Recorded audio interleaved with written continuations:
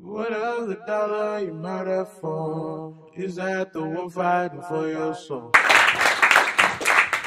Alors pourquoi l'insécurité? Puisque évidemment, au premier abord, on se dirait que Courbevoie n'est pas en fait Chicago ou le Bronx, comme on me l'a souvent répété, mais en fait la délinquance, la criminalité, ou surtout l'insécurité, pour utiliser un terme très vaste et assez large, l'insécurité en fait, si vous voulez, c'est pas un sujet qui peut être uniquement caractérisé sur le forme de braquage, l'assassinat, le meurtre, ou les formes de viol ou autres délits ou crimes qui peuvent être évidemment illustrés dans les médias. L'insécurité, c'est beaucoup plus vaste, c'est plus subtil. Ça peut être le cambriolage, ça peut être également l'escroquerie.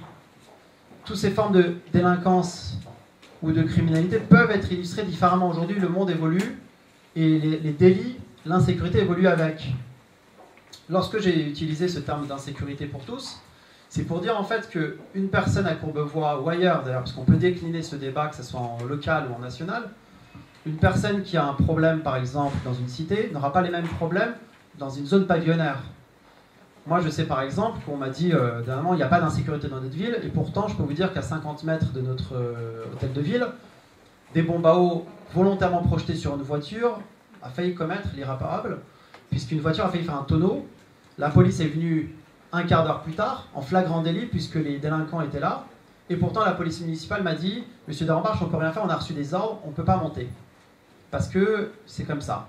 Une autre personne, parce qu'évidemment, quand on fait du terrain, on discute avec les gens. Une autre personnalité d'une autre rue, de la rue Gauthier, qui est juste à côté, me dit « Monsieur Derambarche, nous, en fait, on ne peut pas aujourd'hui porter plainte, parce que quand on va au commissariat de police, on nous demande de faire une main courante. Donc, notre plainte n'est pas prise en charge. » Du coup, il y a une frustration pour la victime. Moi-même, qui suis éditeur aux éditions du Cherche-Midi, je vais bientôt publier un sujet qui, pour moi, m'est très cher, c'est le parcours du combattant de la victime. Aujourd'hui, la victime n'est pas prise en compte. On ne prend pas en compte, ne serait-ce que sa frustration. Et du coup, on se dit, mais à quoi ça sert, en fait, de faire confiance à notre justice, à notre police et à nos juges? Puisque de toute façon, notre plainte ne sera pas prise en compte, notre frustration ne sera pas prise en compte. Lorsqu'on vous raye votre voiture, par exemple, vous allez au commissariat de police, on va vous dire « Non mais écoutez, là, le délit, il n'est pas caractérisé, ou alors c'est pas assez cher. » C'est comme lorsqu'on vous escroque de 50 €, c'est pareil. 50 €, vous savez qu'il y a une circulaire qui est passée dernièrement.